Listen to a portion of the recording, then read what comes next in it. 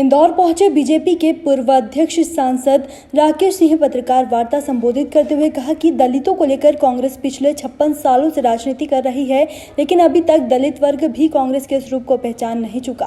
राकेश सिंह ने उपचुनाव को लेकर कहा कि ऐसी भी कोई भी सीट नहीं है जिस पर उन्हें पार्टी की स्थिति कमजोर नजर आए। कांग्रेस के 22 विधायकों के भाजपा में शामिल होने पर राकेश सिंह ने कहा कि वह लोग समरसता के साथ पार्टी में आए हैं, उनके आदर और सम्मान का ख्याल रखा जाएगा। उन्होंने भाजपा के वरिष्ठ नेता कैलाश जोशी के पुत्र दीपक जोशी से जुड़े मामले में कहा कि वह लगातार पार्टी की गतिविधियों में बने हुए हैं, इसलिए उन पर कोई भी बात अफवाह के अलावा कुछ नहीं है। पर बात कर रहे हैं और ऐसे संवेदनशील मुद्दों पर, ऐसे संवेदनशील प्रश्नों पर मुझे लगता है कि बात बहुत व्यापक रूप से करना उचित नहीं है। लेकिन एक बात हमें समझना चाहिए कि हमारा देश का नेतृत्व बहुत सक्षम और बहुत मजबूत है और देश के लिए जो समर्पण है वो भी किसी से छुपा हुआ नहीं है और इसलिए जब जो आवश्यक होगा देश का नेतृत्व उस दिशा में आगे बढ़ेगा, वो सभी कार्य करेंगे। आज सर्वदलीय बैठक हो रही है, बहुत सारे विषयों पर विचार विमर्श होगा, बातचीत होगी, एक राय बनेगी और भारत आगे बढ़ेगा। और इतना ज़रूर मैं कह सकता हूँ कि माननीय मोदी जी के नेतृत्व में ये देश ना तो झुक सकता है ना पीछे हट सकता है। माना जा रहा है कि कांग्रेस में दोनों से एक उनके स्थान पर किसी और को। मुझे ध्यान में नहीं आता कि ऐसा कोई विषय पार्टी के सामने आया है। किसी भी सीट पर भारतीय जनता पार्टी कमज़ोर है, ये ध्यान में अभी तक नहीं आया।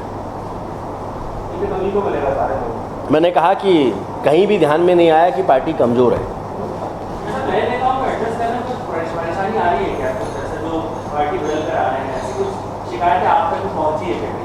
आपने देखा होगा कि जितने लोग भी अभी भारतीय जनता पार्टी में आए हैं, इन सभी ने बहुत सहृदयता के साथ में भारतीय जनता पार्टी की रीति नीतियों को स्वीकार किया और जिस तरह से ये समरस हो रहे हैं उससे मुझे नहीं लगता कि कहीं कोई कठिनाई होगी, क्योंकि भारतीय जनता पार्टी का कार्यकर्ता हमेशा चुनाव चिन्ह, कमल का फूल और पार्टी का ध्वज, इसको देखकर काम करता है और ये समरस हो रहे हैं तो सभी के लिए अच्छी बात है।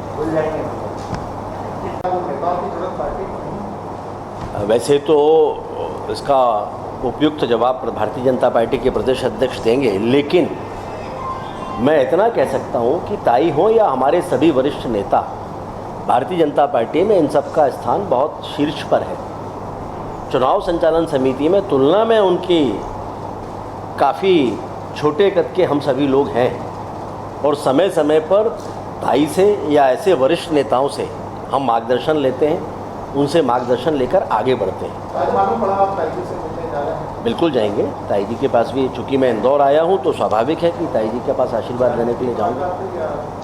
नहीं, मेरा ये निजी तौर पर ही, चूँकि मैं इंदौर आया हूँ और ताई का मार्गदर्शन समय समय पे हमें मिलता रहा। मैंने जब वो लोकसभा अध्यक्ष थी तो मैं चीफ व्हिप था बीजेपी की तरफ से सरकार में, पार्लियामेंट में, तो उनका मार्गदर्शन तब भी मुझे मिलता था, आशीर्वाद मिलता था। तो कुल मिलाकर एक तरह से कहें तो निजी तौर पर ही मैं उनसे आशीर्वाद लेने के लिए जा रहा हूँ।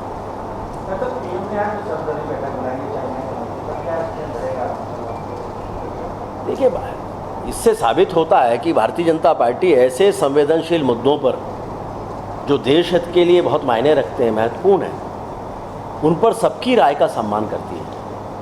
तो आज स्वाभाविक रूप से सब बैठेंगे। माननीय प्रधानमंत्री जी वहाँ पर बैठक उन्होंने बुलाई है, सबके विचार विमर्श होंगे। देश से जुड़ा हुआ मुद्दा है, देश का विषय, और इसलिए ऐसे मुद्दे पर पूरे देश का एक होना, एक मत होना, एक राय होना, ये महत्वपूर्ण है।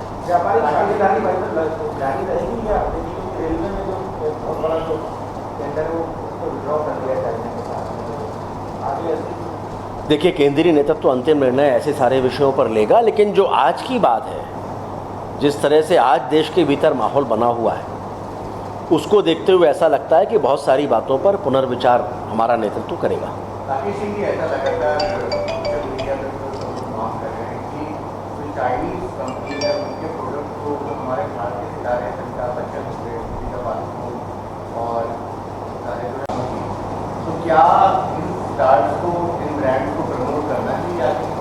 देखिए, आपने देखा होगा पूरे देश में जब जब भी देश हित की बात आती है एक एक देशवासी देश के साथ खड़ा होता है, हमारा सेना के जवानों के साथ खड़ा होता है, उनके सम्मान के लिए खड़ा होता है। और मैं ऐसा मानता हूं कि ऐसी परिस्थिति का निर्माण अगर होगा कि उन सामानों का बहिष्कार करने की ज़रूरत पड़े, तो मैं नहीं मानता कि कोई भी देशवासी इसमें पीछे रहेगा। कांग्रेस के पूर्व राष्ट्रीय अध्यक्ष राहुल गांधी जी की जन्मदिन की शुभकामनाएं, उनके उज्जवल भविष्य और कांग्रेस के भविष्य।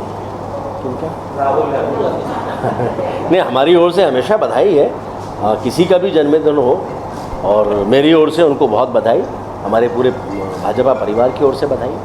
टाइम न्यूज़ देखिए अब आपके मोबाइल और स्मार्ट टीवी पर लाइव प्ले स्टोर से डाउनलोड करें।